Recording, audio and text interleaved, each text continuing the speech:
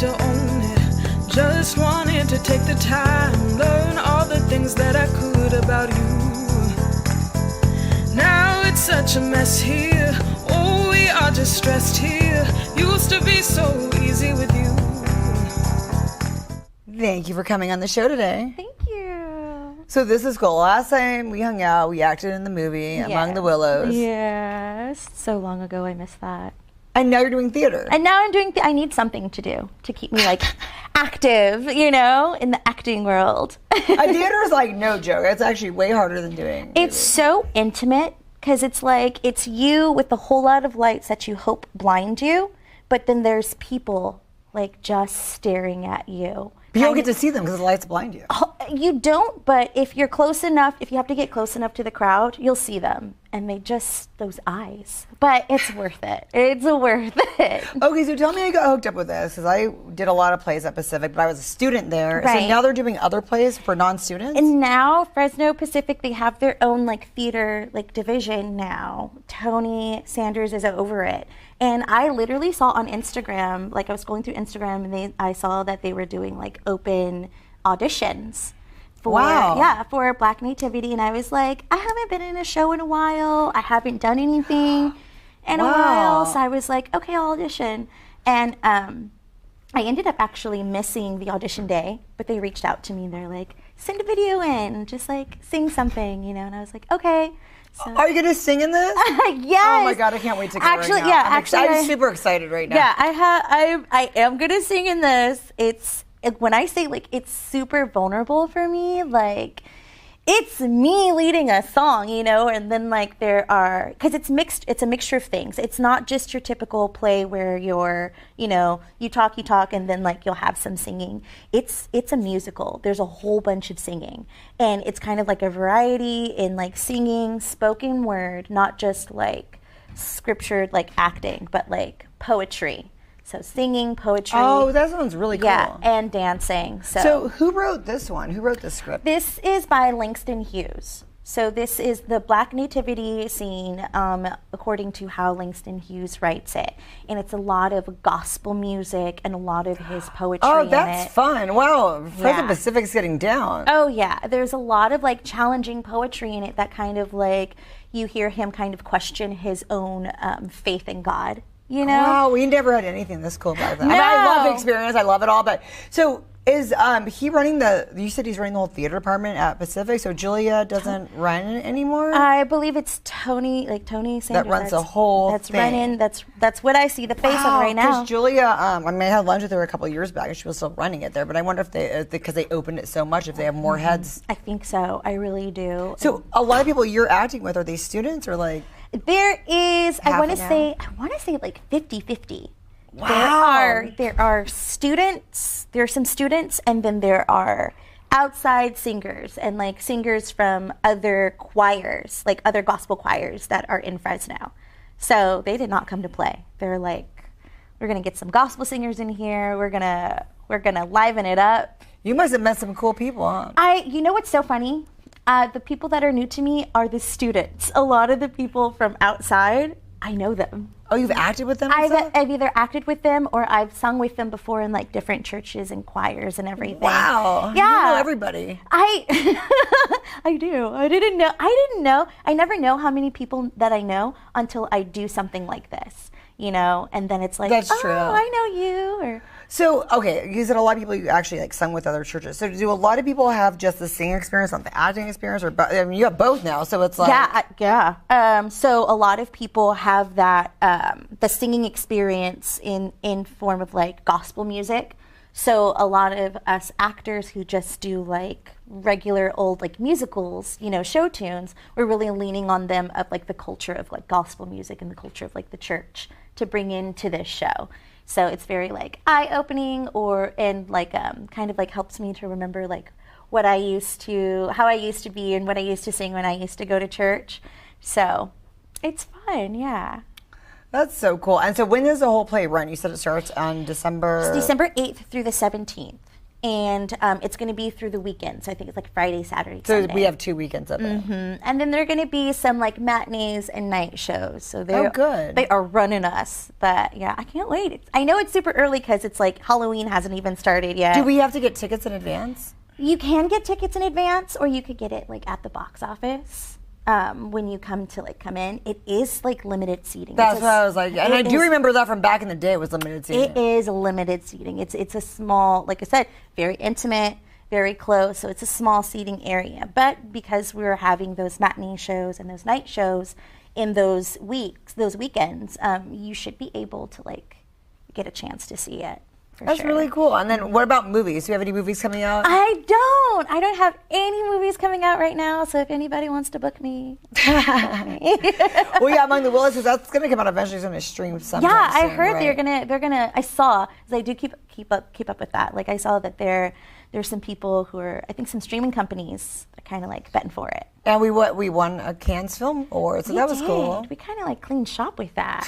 I mean, I didn't win anything, but my co-stars. The movie in general. Yeah, I didn't either. It was a good movie. The movie in general won a few things, so that's really great. I really do love that movie. What did your friends and family say that came out to see the? They were really surprised. They were like, "Wow!" Like it was just kind of like, "Wow, you're on screen," and I was like, "I know, I'm on screen." And honestly, how they shot everything, like I looked good. My close-ups looked good, and like in the dim lighting, my skin looked like it was glowing. Like, hair and makeup did it. I love it. Okay, so you gotta play a total dunce in that movie. Yeah. What's your character like in this play? Even though my character in this play is, I play numerous amounts of like people. So I love that. That's fun when that happens. Yeah. So when I'm singing, I'm one person. When I do a spoken word, I'm another person. Wow, this is really gonna have a lot of layers to it. Yes, it is. Like I said, it's not your typical musical. It's not a typical, like, I play this person and this person, or, I'm ensemble. The Black Nativity, it's all ensemble, I think the most consistent person is probably going to be the person who plays Mary and the person who plays Joseph, but it's really like an ensemble kind of show because it really leans on everybody else to do those dancing numbers, to speak the... Oh, so you're going to dance too? Wait, where's the dancing? I didn't say that, but I don't know. If I could get the choreography down, maybe I'll dance, but for sure, like... This is... We never had anything like that at Pacific when I was there. Oh, no, it's not. I don't know what I was expecting when I auditioned, because I'd never heard of this before. I'd never heard of Black Nativity by Langston. I've heard of Langston Hughes, but I haven't really heard of this. And when I looked it up, it was like different directors had their own kind of rendition of it. It's not like The Music Man or Rent, where it's like a blueprint that you go off of. Yeah, every director that's kind of done this, and it hasn't been done often, every director that's done this has kind of like taken their own kind of way with it. It seems like you have to, with like all these different layers to it. Yeah. Like you have. So the dancing, so we were really, that is so... Yes, if there's going to be like an African drum like dance. So is that what scares you? Because you seem pretty confident about the singing and everything else, the singing, spoken word, the dancing, I could be backstage. Oh my gosh. I could, but I think maybe we'll see. We'll see for now. So how long have you been rehearsing? Because you started this early. Yeah, so the casting process I think started like mid-September. That's really early. Yeah, so mid-September, and then the ending of September we started doing our rehearsals. And then of course you have like everybody has their own kind of what's it called? Like their own kind of schedule. So not everybody can be at a rehearsal when everybody is. So it's like a week of rehearsal, like 2 days off. But the music is so like you have to be on tune and you have to know your part, that we've just been this whole month of October, we're studying this music. Like, you don't have to be off sheet yet, right? When does that come? I feel like obviously like November, middle of November, I want to say. Watch they see this, they're like, no. But I don't even think I was off book until like 2 weeks before the performance. I know. I'm really striving for being off book as soon as possible, but I'm just getting chills like thinking about it. Okay, so how many characters would you say are in this? I know there's a lot. You're playing multiple people. So how many people? So I'll tell you how many songs. Okay. It's best to say how many songs. Yeah, so then you can know how many like solos or how many. So there's 23 songs in it. And that is 23 very songs. Yeah. And well, one That's of like them. an hour of singing. Yeah. And I think one of the songs is just like the music where someone's going to dance to. So 22 like singing parts that people like are having solos for. For sure right now, like I have two. You have two solos? I have two, yeah. And it's, one I have to kind of dance. One is choreographed. The other one hasn't been choreographed yet. It's so like, oh my God, we've really been putting our hearts and souls into this, rehearsing, trying to get things down. Working through something, and then when we feel like we've got it down, it's like, wait, let's try it another way. Let's try it another way before like we solidify it. So there's so much going into this. The director's dedicated, the musical director's dedicated to it, the choreographer's dedicated to it. It's so much fun, and it's so challenging. You really can't go anywhere. I can't like reference anything and be like, oh yeah, you can pull this up and it'll remind you of that, or you can look it up on YouTube and get a good idea of it. No, you're not going to know. You don't know what you're going to get until you sit down and you watch it. Has anybody there seen this play done somewhere else? The director's seen it. He has well, seen that's it. good Yeah. that he's seen it, because Yeah, he's the one that's doing he has it. seen it, So none yeah. of the castmates were familiar with it like that? Not that I know of, no. I even tried to look for it, and I think it's better off I not knowing. just going in like Yeah, because play. then you have like, you start trying to act like other people. And I don't have stuff. to unlearn anything, you know. Right, Can teach me. They can teach me exactly how they want it to go. So, oh yeah, and it's not just soulful singing. I feel like there's a lot of like operatic, like singing in it as well. There's just so many layers, so many different artists. There's a song by the Pentatonics that's going to be in it. So many different layers, something for everyone, and I think it'll be great for this season. I really And then do. what's the age group of like the cat? Because when I was there, you got to be a college student to be in there. Right, You right? look like a college student, but like what's I'm not a college student. Yeah. So obviously the college, there are some college students, and we have a few that are in high school, and then we have some little bitty babies in elementary school. Yeah. No way. Yeah. So there are a few like children, like two or three children, and then high school, and That's got to be a really interesting college, rehearsal. Oh my and then we have like people who are just working class people, like That are older? older, not old. I didn't say old. Not So like old. this is almost like 20 people-ish. Yeah. Oh yeah. Or more, yeah. If you follow Fresno Pacific Theater on Instagram, they've been posting all the cast in it, and it's just a wide variety of faces in it. I really love that. So is anybody there famous for like singing or like that goes around town that we know of? There are, I believe, two, and it's the choir that they sing with, and it's like the Blackout Choir. Oh, okay. Yeah, They're So they're and the ladies that are in the Blackout Choir, they're also in another choir as well. So I know like they're I don't know if they're like popular individually, but in the choir that they sing in, it's pretty popular amongst gospel singers in Fresno. So. And I thought you were like almost like 4 nights a week doing this rehearsals. Girl, 5. Yeah. So 5. you said some people don't make it to all of them? Yeah, 5. And like I do my best, unless it's work or like life gets in the way with it, I'm there every single night. Especially if like I'm singing, like I want to get this down. I don't want to mess up. Oh my goodness. So yeah, almost every single night. For sure we have like Sundays off. And then like we'll get another day off in that week. And then how are the tech people? Have you gone through any of like the people like doing the tech yet to make sure everything runs smoothly? Not yet. That's coming. Tech is coming like November. Oh my goodness, because that could be a big problem. I mean, I've gone to some place recently where everybody's saying good, and then the tech was like, "Whoa, what's going on here?" Yeah, what's so great is everybody is like seems to be really on it and like foreseeing those issues. Like I can hear when we're practicing or rehearsing, the director's very transparent and very like talking out loud, and he's like, "Oh, I don't know what I'm going to do about this." We're like, "What?" he's like, oh, I got it, you know, and like, it's not even time for that to come up, but he's already thinking like 12 steps ahead of like what he wants and foreseeing if something should happen. So I just really I feel good as like being in the show, being an actor, knowing that like he's doing the extra stress, you know? And then you don't have to. I don't have to. Like, I see him walk like across and like back and forth and everything, but he's like, if we're like, what's going on? He's like, oh, it's fine. Oh, I got it. It's fine, you know? So he really does a great job of like making our rehearsals very stress-free. And I can't remember the last time I've laughed so much and had such a good time during rehearsal. That's so cool. That's great to hear. This is stressful.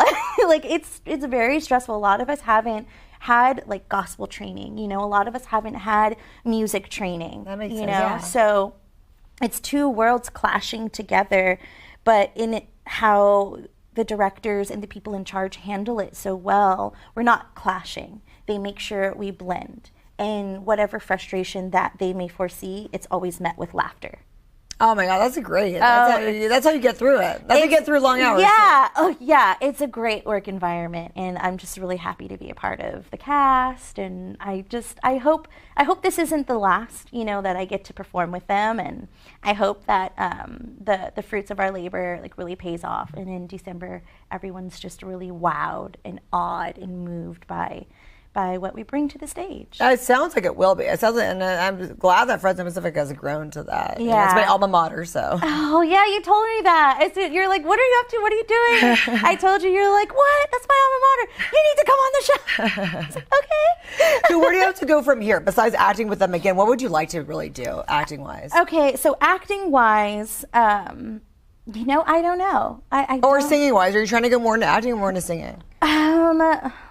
You know, I haven't really like thought about that. Everything that I've gotten into is these things literally fall on my lap. Right. You don't always think, I get that. Yeah. I'm a lot like that too. Everything kind of like falls on my lap and everything kind of falls into place. What I've mainly been focusing on is like my first passion is like hair.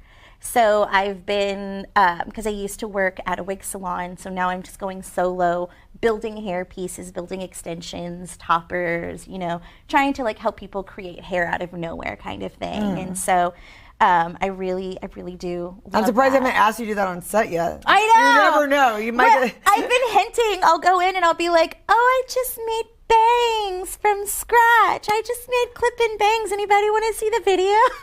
And they're all like, oh, that's good, you know. So I'm trying to like hint at it. I can do hair. That is so funny. Yeah, wow. They're like, just remember to sing your part. That's all. But yeah, other than acting and, you know, being in, like in front of the camera and in front of the crowd, one of my biggest passion is doing hair. You know, braiding, and I do have a little promo. I do have an Instagram page, Auntie's Chair, where it just shows a lot of variety of like the hairstyles that I've done, cool. braiding wise. I was gonna say I didn't remember seeing it on your personal. It's Instagram. not on my personal. Okay. I'll usually like post from from that one. I'll just repost onto my personal, you know, on my stories. But yeah. So if you look up Auntie's Chair, Aunties_chair, you'll see a lot of like the works that I've been doing as far as like hair and constructing hair pieces from scratch, which is difficult, but that sounds like it. So what's the material you use for that? Literally weaving hair. I've just gotten into like ventilation, where it's like I'm tying the hair onto like a cap to make it look like it's coming out of your scalp. But is it coming from someone's real hair? Or is it coming from oh, wow. Okay. Yeah, I'm really like trying to go for the whole like if you're going through hair loss, you can shave off your hair and I can make you a wig. Like, wow. That's my end result. And I really feel like it still ties into theater, you know? Like, you might get stuck doing that. I know. It might be a big undertaking. That would, but you know what? It'd be my passion because I'm doing hair and I'm still in theater. I'm still in the shows, you know? But now that you've been acting a lot, don't you think now like you're like, okay, well, I really like to act in this character because I feel like you do a lot of characters. And that was a fun character you did for Among the Willows, but like now I can see you doing like, so. Thank you. So thank you. yeah, yeah. Gosh, it's just. Thank you for that compliment. But it's a lot that I could do, but I think it's just I'm so grateful for so many people who know me and the opportunities that are given to me that I'm kind of just sitting here like, okay, what's next, you know? Right. So as far as that goes, like as soon as this is over, I don't know. But you never have a character in mind. They're like, I love to play that. I like to play the bad girl. I like to play this. Do you have like, do you want to play villain? Do you want to play like I want to play it all. I want to know I want to find out where my limits are as an actor. Right. Like, oh, I can't, like, I can't play the sister, or like, I can't play the good girl, or I can't play the bad girl that well. Yeah. Or, you know, I can't play. So you the would like love to get some interest. gritty roles. I want it. Yeah. I want to be like, I want to get to a place where I'm like, okay, maybe I can't do that. You know, That's cool. No, and that's actually, I like that. Yeah, That's a good answer. Yeah, so it's like I'm still stretching my acting muscles. So yeah, That's awesome. Well, everyone needs to follow you. You can give whatever. What do you want people to follow you on, girl? Just say whatever you want, but you didn't know your friends at Pacific people might watch. this is your show. It's okay, right? It's okay on my show. Okay, so if you want to follow me on Instagram, my Instagram handle is Sparkling Semen. I will never change that. That will forever be my Instagram. At least people remember it. I like that part. And it's a chuckle, it's a laugh, and it's a great story to tell, like, you know, and how I got that name. And then, like, for business-wise with hair, it's Auntie's Chair, Aunties_chair, soon to be like Auntie's Hair once I start, like, actually getting out my products of, like, clip-in bangs and extensions and everything. Well, then you have to get the Sparkling Semen story. Oh my God. So You said it. I did. So it was one day my little sister, I was sitting on the couch in my living room, and my little sister was like, she just walks into the living room, you know, in pajamas, messy hair, and she's just like, did you know that Sparkling Semen isn't taken as a name on Instagram?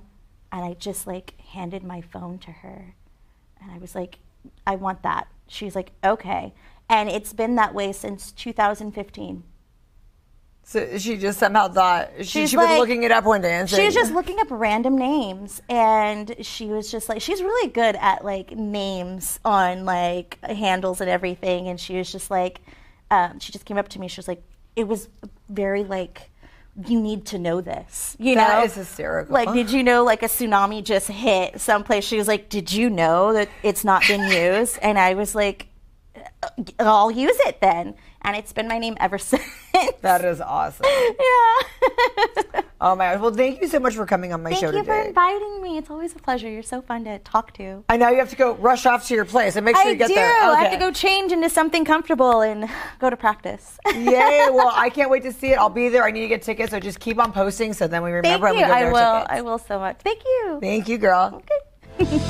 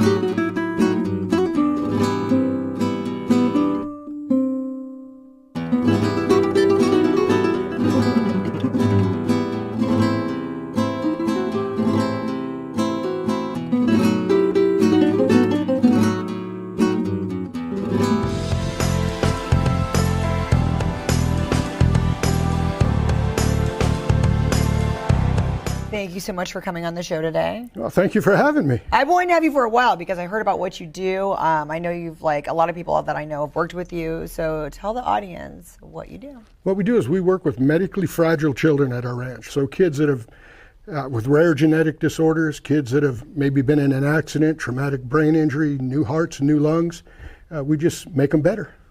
And it's like horse therapy. It is horse therapy. Yes, I guess I should have said that. Yeah, we use horses to make kids and veterans better. And so where did this come about? I know you've always been into horses, but where did you think I'm going to make this my... this is kind of funny because I'm a bigger guy, but I used to be into bodybuilding. Me and my wife owned a health club. Nice. We were into fitness, and so I always was able to help people in the gym. And when I was 12, I was taping cowboys at one of the local bars when they'd have live bull riding. So I was just learning this throughout life. And then when we lost everything, we took over this ranch and started bringing horses off the racetrack to teach them to be trail horses. And we had a little girl with cerebral palsy come with her dad, and she wanted to pet the horse. And I said, "Sweetie, I can't let you do that. That horse will hurt you, you know." And at that point, I didn't think of, how can I make this little girl better on a horse? There was no thought. It was just her safety. Her dad didn't appreciate that. They left. And I just felt guilty. And I thought, hey, I got to figure out a way to make this up to this little girl. So I used to train pit bulls to be not service dogs, but they could pass the TDI test, Therapy Dogs International and such.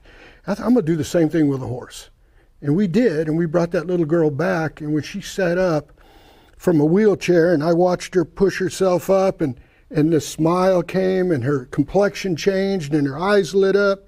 I look over at her dad, he's in tears. The two guys I had with me from church are looking at me and her, and this is what we need to do the rest of our life. Since then, we're an award-winning ranch. We've been a California Nonprofit of the Year, California Image Award winners. We're in Hall of Fames, all kinds of awards, but we do it to make kids better, not for the awards. Oh my goodness. And how many horses do you have? I have 17, 11 are therapy horses. We have about 3 retirees and some in training. And like you said, you have different appointments stacked throughout the day. So sometimes people with disabilities come to the ranch to ride the horses, and then sometimes you actually go to the hospitals. Yes, we've been going to Valley Children's. We haven't since COVID. And really? Okay. that kind of blew us out of the water. And we have to follow all the county and state codes and all that stuff. So when COVID was going, we would close when they said close, and we would redo our the way we do things. We'd resubmit it, and then we'd reopen, and we rode that wave, and now we're back open. One of the things we did is put a 15-minute gap in between riders, so it took our ridership down a little bit from 200 sessions a month, but not much. So once we get that 15 minutes back, we'll be back up to over 200 riders sessions per month. Wow. So how long is the session usually? It's a half hour. But most of our kids are coming out of wheelchairs, or they've had some traumatic injury. So they're not able to go the full half hour. Very few of them are. I had one young lady that has had heart issues, got some new pig valves, some lung issues, got those fixed, and she learned to ride, and she rides beautifully on a Pasofino that we have out of Spain. And, but for the most part, most of them can't ride that long. And you told me about the success, but how initially did you get it up and running? Because I would think a lot of people think, like you said, the horse will hurt you. A lot of people think it's a liability. Where did it get into the minds of people where it's like, no, we can do this, it's safe, it's good for them? How did you overcome that obstacle? Well, the first, not company, but the first people we teamed up with were really Larry. And they were not sure how this was going to work. Right.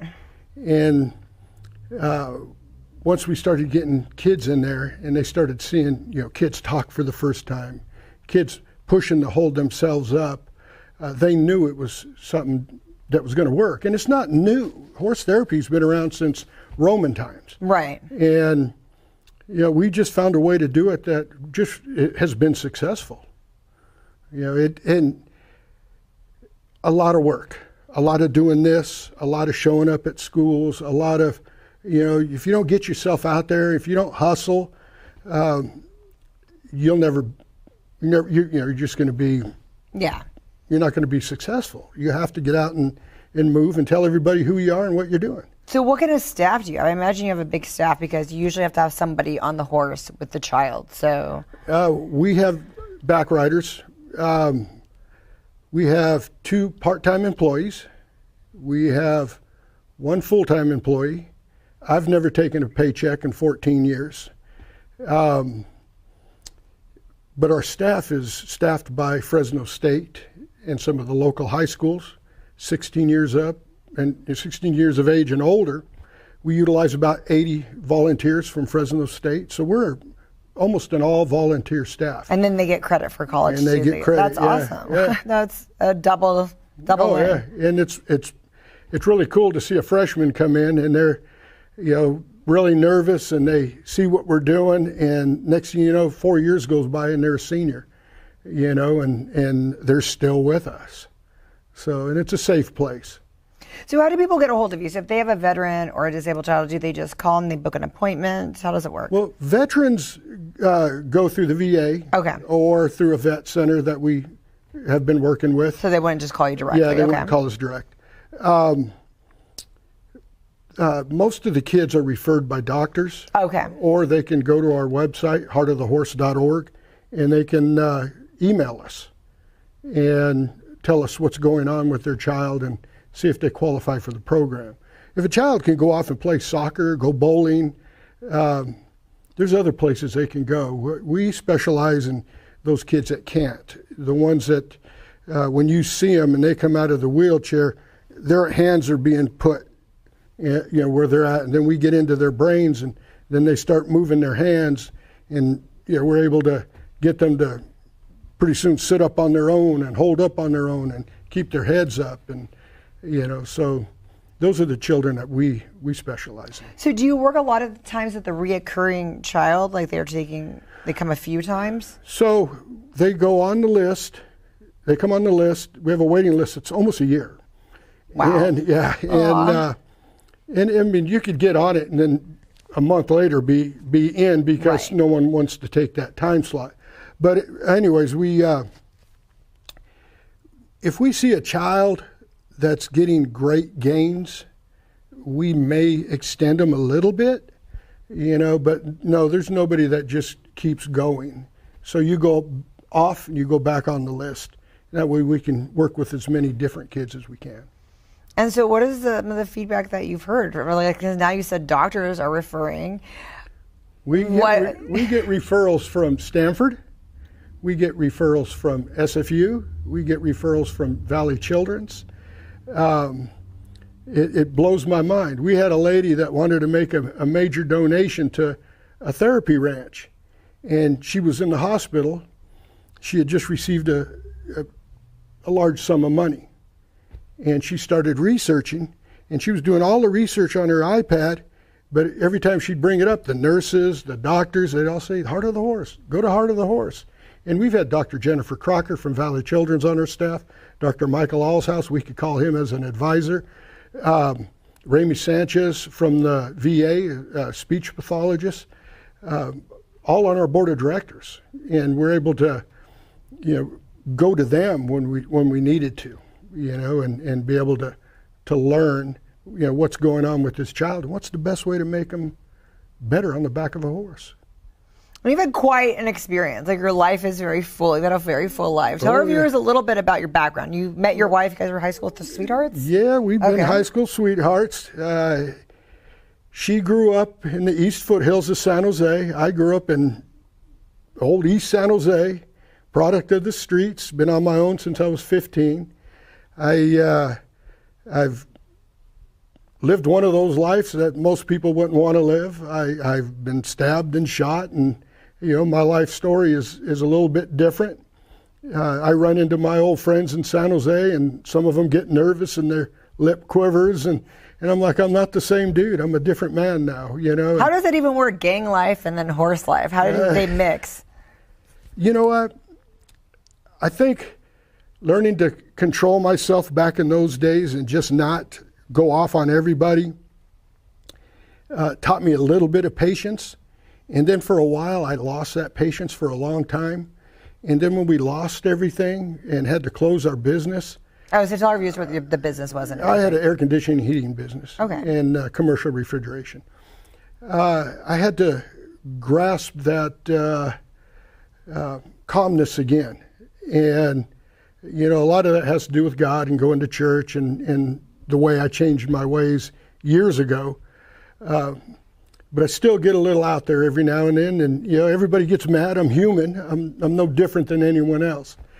And but around the kids, it's calming to me, and around the horses, it's calming to me. We go spring, winter, and fall, and then in the summer, in June, we work with kids through CASA. We do camps because it's I love that. Okay, we've had them over on our show too, the CASA. Yeah, they're great people, and it's just too hot for those kids. And then my wife and I close it down. We have volunteers and a couple employees that stay at the ranch, and we load up some horses and we head up to Montana. The ranch pays for the gas and the feed for the horse. My wife and I pay for everything else on our own, and we work with special needs kids up there. So when you say pay for everything on your own, is it coming from donations, or you guys? My wife makes a little over $25,000. That's what the ranch pays her. And I'm talking about like our food and our, awesome. Whatever we don't depend on the ranch for that when we go to Montana. But up there, we work with kids with special needs. Is there a lot of that in Montana? Because it's kind of a sparse area. Well, these are kids coming from all over the world. Okay. Yeah, we've actually met a surgeon there. Next thing I know, I have a surgeon from Italy come up with the Rotary Club. Had a surgeon from Ireland and one from the UK, from England. Came out to our ranch to see what we do and why we've been so successful. It blows my mind. But yeah, we've done TV shows up there, Best of America by Horseback. We've done radio and TV during the Rough Fire, or the Creek Fire, excuse me. We were wakened at 2 a.m. and told we needed to get our horses off the property. And we were sitting there thinking, there's no way, because we're not in the mountains. So we called the number, and it turned out to be a cabin that we used to own. And by 6 a.m, our time here, we were already raising funds in Kentucky and in Nashville to feed horses that we knew would be coming out of the mountains up here. People don't realize 600 horses at S&S Ranch. That was crazy. Who did you get those horses out? They did. We were up in Montana. Were they safe? Did everything they're all safe. Wow. Yeah, a lot of it's precaution. They bring them down. Right. A lot of those places didn't burn, but some of them did. But we were able to be part of feeding them from a horse trailer in Montana. So our reach is pretty good. So when you say people are kind of watching what you're doing and why it's so successful, are people trying to imitate what you guys are doing? There are other places in the country? I would love to teach anybody that wants to do this. Right, because you can't be everywhere at once. Yeah. And matter of fact, I got my brain just went blank. It's in Arizona by Tuscan, an Indian reservation. They want me to come out and teach them how to work with some of the kids that they have.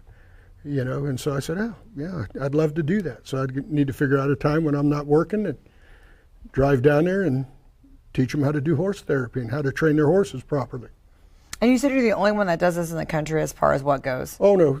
We're the only ones I know of in the country that goes to do on-site therapy at children's hospitals. Yeah, children's hospitals. Okay. Yeah. No, I knew there was part of it. I was like, what part of it? Okay. Yeah.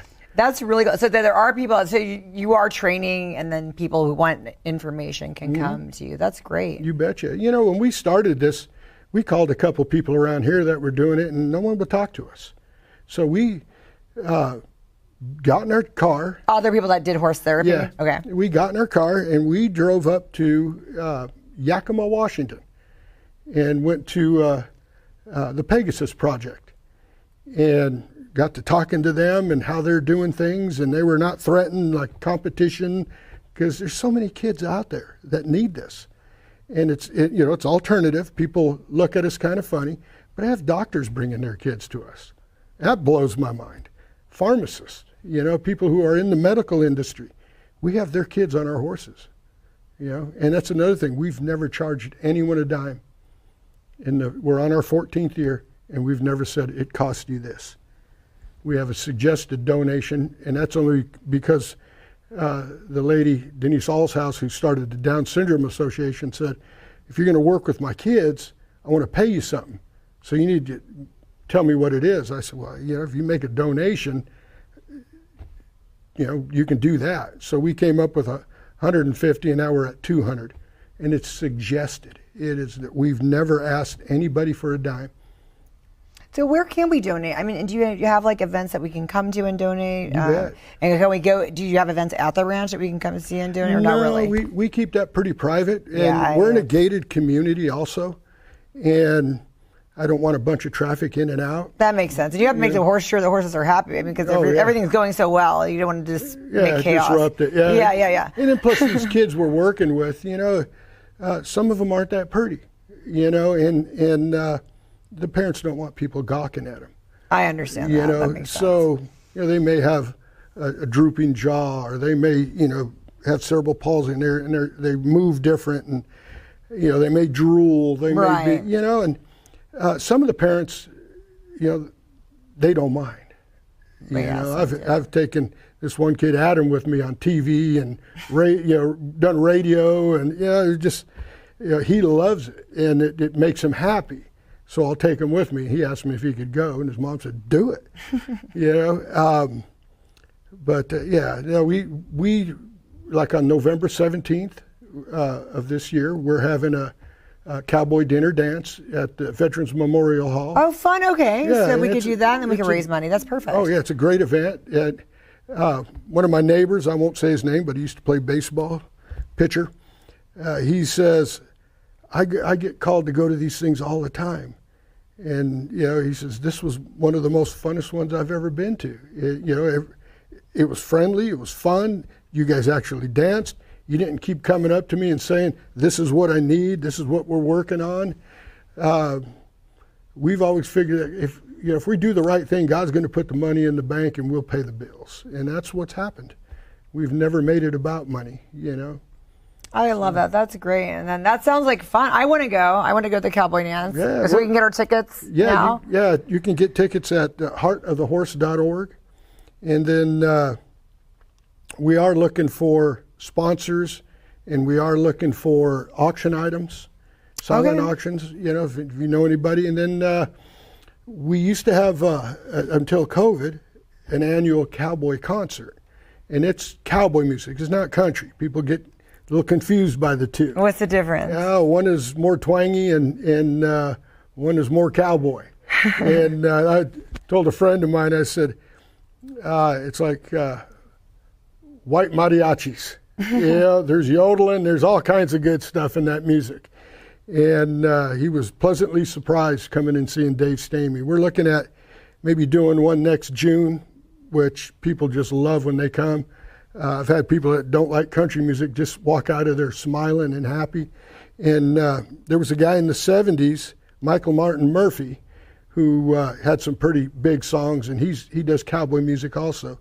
And we've been in negotiations with him, so we're hoping. We can bring that back. COVID's kind of over-ish. Oh, yeah. So, in 2019, we had our fundraisers.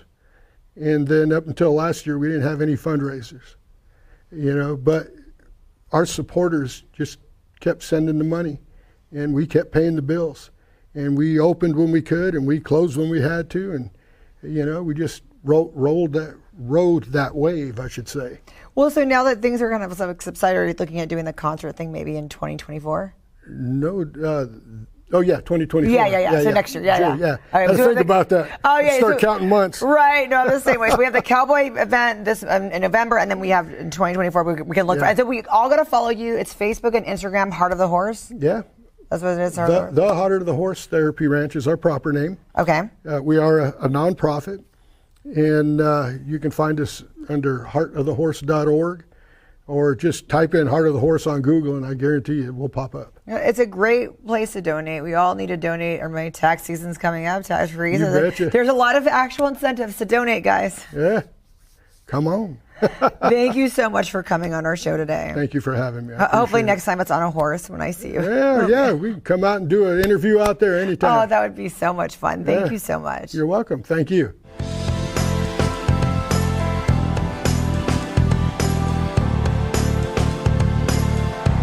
Thank you for coming on the show today.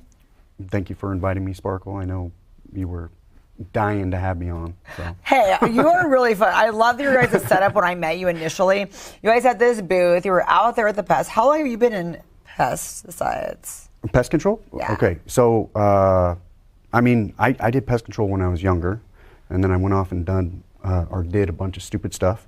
And then me and Brian got together about 2 years ago. It was about 2.5 years ago. He and I were both doing corporate stuff.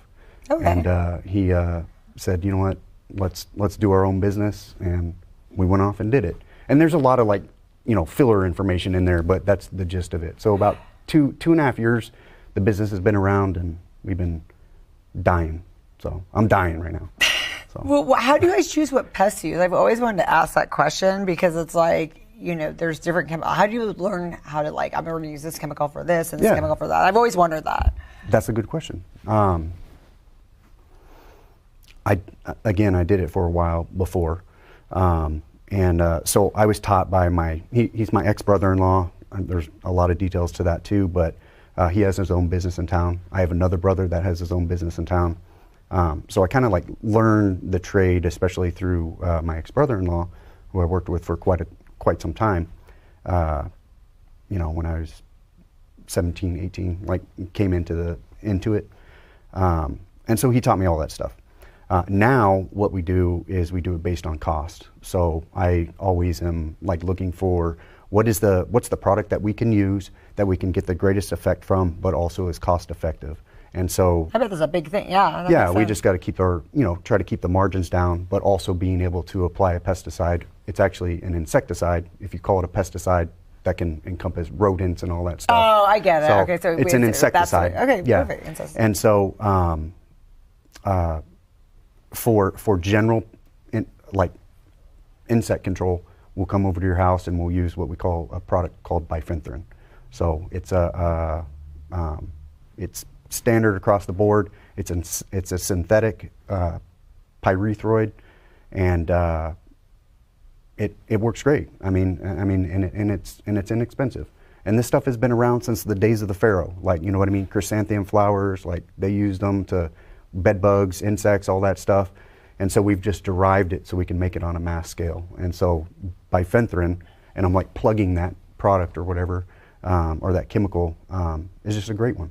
And then we use all sorts of crazy stuff for other stuff too, so it's not that boring. But what do people say? Because I know there's a lot of eco-friendly people. What do they say about what you do? Is how does that coincide? Can I just say something real quick? Yeah. So we've all seen The Office here, right? Have you seen The Office? Not really. You haven't seen The Office? I didn't, but oh my God. So Jim Halpert's in The Office, right? Getting talked to at one point, and he's talking about what he does at the paper company. He's okay. I sell paper and blah, blah, blah. So I don't want to be boring you. When I ask you something, it means I really want to know. All right. And I've always wondered everything. Yeah, no problem. I'm sorry I've never watched The Office. I know people get on me about that, but I know it. And I guess that running joke is well, you don't get the humor because I guess you just don't get it. You're just different. I've watched Seinfeld. I watch a lot of relevant things. Okay, that's one that I haven't done too. So I have not done Seinfeld, and I think there's somebody's watched Seinfeld, but they won't watch The Office, and I'm not. Oh yeah, so we're on opposite sides. It's like some East Coast, West Coast thing. Yeah, and I probably need to get into that stuff, like the Seinfeld type of thing. Well, I will watch an episode of The Office. I will watch one. I'll make it a point. But no, okay. So eco-friendly people. All right, we're going back. Eco. Yeah. You were trying to segue for me. I would forget. I never forget what I'm going with. Yeah, eco-friendly. So you're talking about who does eco-friendly? Are they saying it's not eco-friendly, your products or something? Do you ever get Oh yeah, all the time. And the most important question that we get is it safe for my dogs? And so, or my animals, and I assume it has to be because everybody has pets. Heavily regulated, right? And nobody can say, we can't say safe. I'm just letting you know right now. It's just out. It's not included in what we can say. No, it's good to know that. Yeah, and that's from the Structural Pest Control Board, who is our overseers, our overlords. All right. So I don't know where the camera is, but I'm going to say, I'll leave it at that. And so, always ask that. But bifenthrin and other products such as fipronil and those types literally are in flea collar, flea shampoo, and flea medications. Like we literally put those directly to our animals. You're washing your animals with them with your bare skin, Okay. you know, et cetera, et cetera. The products are, they're heavily regulated. They've gotten nerfed down, to take, I guess, a gaming term or whatever. And so that way they're okay. Like, you know what I mean? We're not putting anything around your house that's gonna, I'm trying to carefully word my phrase here. It's okay. All right. Yeah. Yeah. And yeah. No, I assume it kind of had to be. You guys have Yeah, been doing and- this forever. What are yeah. some pests you don't do? Because you said you do most pests. So what's a no-no? I don't want to do a lot of pests, but some are dirty and just crazy. But one that we specifically don't do, because there's 3 branches of pest control, Okay. right? Or 3 branches that fall under structural pest. You have fumigation, you have termite, and you have general pest. Okay. I'm general pest, my company, and my business partner Brian. We do general pests, so that encompasses everything from bed bugs, roaches, rats, mice, spiders, all that type of stuff, earwigs, etc. We don't do termite though. Termite is a separate entity, and then fumigation, which fumigation can be used for a lot of that stuff. Like it can be used for termites. It can be used for bed bugs, and that's when you have those big tents on the. Then that's the more house. of it's an out of control problem. Yeah, well, yeah, Right? they get crazy. Okay. Yeah, but also for not even out of control problems too. Like because sometimes you'll find drywood termites, and I'm not a branch 3, which is termite, but drywood termites are really hard to get to with just spraying, et cetera, and Right, drilling okay. and stuff like that. So they do tent it because it will kill it. It'll guarantee it. And we work with a wonderful company in town, well actually a couple of them, but definitely San Joaquin Pest Control, Fresno. There are some people over there that are absolutely amazing that have helped us through our clients with termite issues. Oh, nice. They do a lot of work for us outside of that when it's above and outside Can the you scope. detect that though? So a lot of people think they have a problem. It's just a pest. Can you go in there and say no, you have termites, or that's not something that So you can we're not do? supposed to identify, right? Like, Okay. like I'm not supposed to go and like identify a pest. But what I do is I say, look, this reminds me of something that I'm going to refer you to Okay. San Joaquin Pest about. Definitely look, even being like, okay, that may be a frass from like a wood destroying organism. So, and I'm not termite licensed. And that's great that so you do that instead of we just have saying, to. "Oh, I can't do anything." But you're Yeah. like, "No, there's a referral. You have a Oh, yeah. solution. And I'm not the solution, but I have a solution." That's great. Exactly, and that's like, and Main Creek Pest Solutions Inc., right? Like, so we want to provide a solution to people, even though if we can't provide that solution organically, we want to be able to provide that and help our customers, because there's no difference between any pest control companies anywhere except for the people running it and the people that are working in it, right? And that customer service and what they provide. Because at the end of the day, like Brian and I can, be as charming as we possibly want, but we have to fix the problem at the end of the day. And so we've come quickly to realize, well, not so quickly. In the beginning, we tried to do everything, but eventually we have to be like, okay, we need help. We need help doing this. We need someone that's a better expert at this problem than we are. And so, and as we've scaled, we've just gotten so busy. We've really had to do that, and so we rely heavily on like San Joaquin Pest. We rely on Mr. Sprayman, and so those companies are super nice to know and be friendly with, and we use them very often. Well, at one point I had like a yellow jacket problem. So who would I call for that? You would call me. Okay, so Yep. you can take care of that. Yep, absolutely. So that's a general pest, and especially if it's invading the structure, and they typically do, or they're around Right. the structure, and they're a pain. They're a pain to get rid of, because some of those colonies get huge, and you'll see me or Brian up there like doing our stuff, and I've jumped off a few ladders before from all sorts of wasps or whatever. Wow. Yeah, Oh yeah, my because it'll be God. crazy. It's funny, like even on our Instagram. Not funny. That could be dangerous. No, it is. It is. But on our Instagram, Main Creek Pest, at Main Creek Pest. Main Creek Pest. At Main Creek Pest, yeah. There's some videos of us like spraying, and then these things just fly at you. You know what I mean? See, I thought the danger is breathing in all the chemicals. The danger is like you might get attacked by the That's pest. so funny. That's funny. Well, it's okay. So some, not Okay. all of them, and I'm like pointing. But one of them is when I go to a new house and I'm like doing starting it, it's what we call a start, where we do a big web and all that stuff. We knock down all the webs. That's when I wear my mask, because all this crap that's coming off the house, I have to put on my mask then. But as soon as I start spraying, I take my mask off. So that is another obvious thing that it's okay. Just let us do our job and get out and use the products that we're using. So, because I'm not worried about them. And so, is it all just do you do commercial property as well as residential? All absolutely. Of them? Yeah, commercial. We actually have a really good portfolio mix of our clients, and we try to do that. Not only commercial property, we also like to get state properties, that type of thing, and we kind of compartmentalize those or have them, residential, government or governmental, and then also commercial. And we try to have a really good mix of that, because stuff happens. I mean, it's the pool guy, then it's the gardener, then it's Brian and Justin. So, all right, unless it's crazy, and that's just on a residential. You know what I mean? So, and I'm not going to say I made that up. I'll take that if someone's watching. That was Pat with Unlimited Pest Control. That's my ex-brother-in-law. He used to say that all the time. It's the pool guy. Actually, you know what? It's one of those guys. So one of those goes first, and then it's us. So. Oh, does that make? I mean, nobody wants to have pests. And okay, so at one point, I remember every time after the pest guys would come, I would see spider. Everybody, who doesn't? I don't do your pest control. I mean, I will fire them. All right, immediately. I'm kidding. I'm gonna. All right, I'll back off. I'll give you my card. I will. At Main Creek Pest. I'm not the one that pays, so if I was paying, I would totally. You tell them. I will tell them. So no, actually, what I was talking about right now is my old house that I used to live in. So it's not even the new one, but the old house. Every time I was more in the country. Now I'm more in the city anyway, and they have.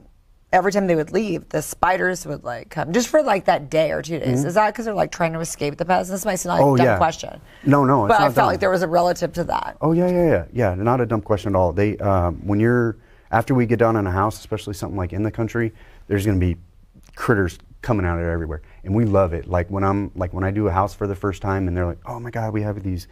We call them water roaches in Fresno. Where is the camera? Okay, camera. Is it okay if I say that? Mm-hmm. All right. So we have our water roaches in Fresno. They're not they're water bugs. They're roaches. They're Turkestan roaches, and so they go everywhere, and they come from everywhere. And there's tons and tons of them. And so when we get to a bad house and we get to a spot where they're just pouring out, it's like the best. It's the greatest thing. And then you do that with spiders as well, and they just come out and they just die on your patio. And okay. That's just. Because we're forcing them out, right? That makes sense of why that's happening. Because typically people are like, okay, I'm going to use home defense, and I'm going to go around, I'm going to do a little whatever, and it's not enough volume. You got to have volume so it gets down into where these insects are hiding, and once it does, they just pour out. It's awesome, and then we win. That's a win. Because they're like, oh my God, all these bugs are dead. What's the most common pest then? That's a good segue, because I was like, I'm going to talk about this on the show. Cellar spiders. Cellar spiders is probably the most common, and they're always confused with daddy long legs. So if you're outside and you're like, oh my God, those are daddy long legs. Well, cellar spider has a narrow abdomen, or I think it's and it's very distinct, like the parts of the body. And then I may get my insect parts wrong, but I'm pretty sure it's called a cephalothorax on a daddy long legs, and it looks like it's just a circle. It just like a daddy long leg, just like a circle, and it has big legs, and it really doesn't do a web. The cellar spider is what you're seeing up in your corners around everywhere, and they look like daddy long legs, but they're cellar spiders. That's probably the most common. And then Turkestan roaches, earwigs, and ants. So, but then we got the crazy stuff like the bed bugs and the roaches, and that's where we specialize. I would say on the roaches, German roaches. Those are the ones that get in the cabinets and stuff like that. So my biggest pest that annoys me the most are mosquitoes. There's not really much to do for mosquitoes. That is an excellent question. Sparkle, that is amazing. We do mosquito abatement program for sure, but Brian and I are on the same page when it comes to, we're not going to go out and tell someone that do mosquitoes. Like I could go to your place, regardless of the fact, and be like, oh yeah, we can do mosquitoes for you. And then if you're not the cause of that problem, like you are not the house that has mosquitoes, you don't have standing water, you don't have a lot of foliage, we're wasting our time. You need to go to the person with the pool and then overhead and all Yeah, that. with somebody that has a lot of foliage and somebody has standing water who waters too much, and then that's the person that I'm going to go to. I'll bring a gas-powered backpack blower. Like I'll be out there. Then I'll wear a respirator. All right, I will wear respirators, everyone. So, and then I'll be going around, Ghostbuster, exactly. And I'll just be. It's misting, but it looks like basically a cloud. And then we use mosquito buckets where they go in and they don't come out.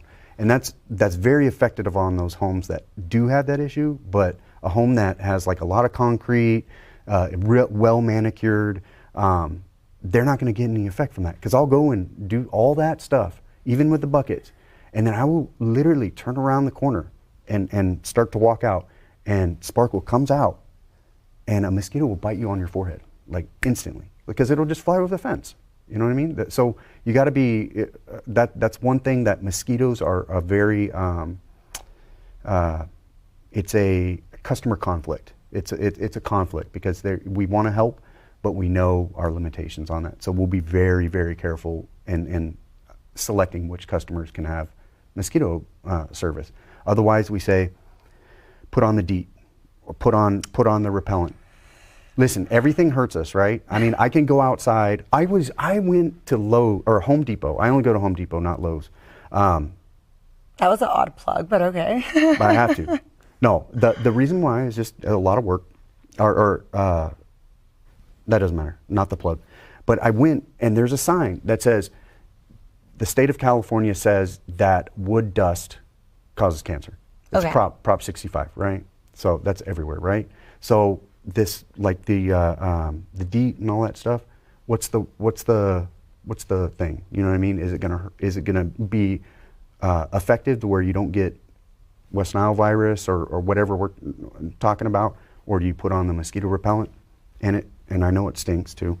And then fans, like use fans in your backyard, use fans in your overhead, and we can just blow them away. So it's much easier to do it that way. Oh no, I'm carrying that stuff on me all summer long, because all these people that have mosquitoes don't even have like the bug spray at their house for me to. Oh, I thought you were gonna say the DEET was the bad stuff. Is that what No, it's not that it's bad, but you have to keep putting it over and over again. Yeah. I go in a pool, it washes off to replug it. No, I mean I have to take it everywhere I go. I'll use any insect repellent. I don't care about all of that. Okay, well, I was. This is the typical response I get, like, oh, I don't want to put on bug repellent. It's not good for the kids or whatever. And Yeah. It's like, listen. It's just a pain in the butt. No, And that it was smells. like, I was And like, it oh smells, man, right? yeah, it's not fun. And we also from our supplier, we also give out a mosquito repellent with your service too. Like, so on your initial service, awesome. and it Well, I smells like really that. good. It smells Do you good. give us good smelling Yeah, mosquito? it smells. And it doesn't stink. Well, so, that is yeah. the reason. And I will tell everybody who has any other pest guys that are not you, they need to fire them immediately and hire you.